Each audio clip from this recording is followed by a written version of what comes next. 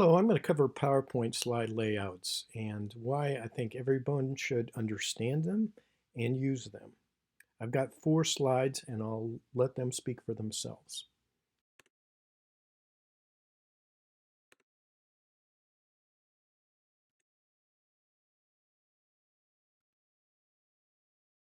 What are your questions? So here's the basics. You need to establish standards and set a clear set of slide layouts that you plan to use for yourself or your organization. You need to limit the number of layouts that you have because it'll make it easier for you in the long run. And I'll cover this as we go along. Enforce the use of the slide layouts. It's one thing to have standards, but if you don't enforce their use, it's not going to do much good. And when you import slides, be sure to use there's 2 options that are good. Using the destination theme or paste as a picture. And I'll explain that also. So this is a presentation template I use. Right up here in this corner is a couple things that cover the slide layouts. One is this new slide drop down here. So if you create a new slide, you are choosing between one of the different layouts that are in your slide master. So in mine, there are 7, but that's from creating new slides. This drop down is you got the same collection here, but this is for changing existing slide into a different layout. So I'm going to show you where the slide layouts are. You go to View and then Slide Master. This largest box is the slide master itself, and that basically sets some of the standards for the rest of the slides. For instance, you have this line here that will show up in all the other slides. You'll see if I rotate that, it does it on the rest of the slides. So it applies throughout your whole presentation. I'm going to hit undo.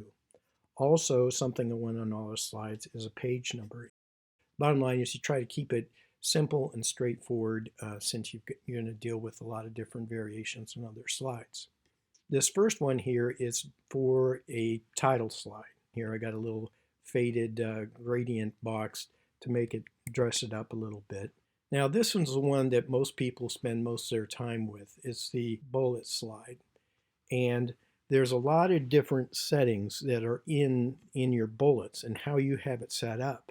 And that includes the font face, the font size, font color, the tabs, line spacing in between lines, the margins, how far to the right and left your margins are. All those things don't come about by chance. One of the most common things that people mess up is this title area for some reason.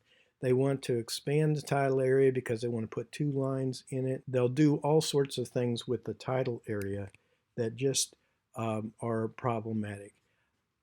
So I'm going to quickly go through the rest of the slide layouts. And there's 7 of them. And that's not including the slide master. There's 7 of them. This is the second one.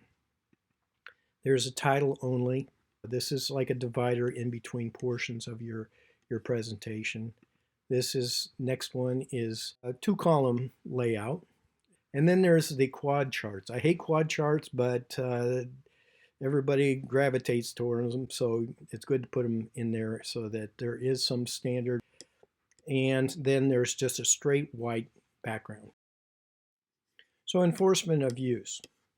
This slide here, you have multiple people sometimes developing different slides in a presentation, and you're putting things together, and sometimes people depart from the slide templates and it's rather frustrating. But luckily this one here, this is using the bullet slide layout, which is a good thing. So I'm going to take this and you can select this here. This says reset, and I'll show you what that does. That says I'm going to reset this slide to how it was before some Yahoo messed it up. Bam, it's done. So if you use these templates and get people to use them, you can always do this reset thing and then readjust everything to be how they started out. So the next slide is different. This was created as a text box, so you can see, you go here, this layout is title only. I'm going to hit bullet slide, and you can see those text boxes don't come over in format as you would like. So what you have to do is you have to do things like go there, select all, copy that, paste it down here into that other box that should be what you want, and you do the same thing with this top one. This looks chaotic, but this is how I fix copy and paste there. And so I now have this bold and this bold one are the ones I want to keep. I'm going to go back to that, delete that, and delete this other one. And now, even though it's out of place, the reset thing should work. Bam. It fixes it all up nicely for you.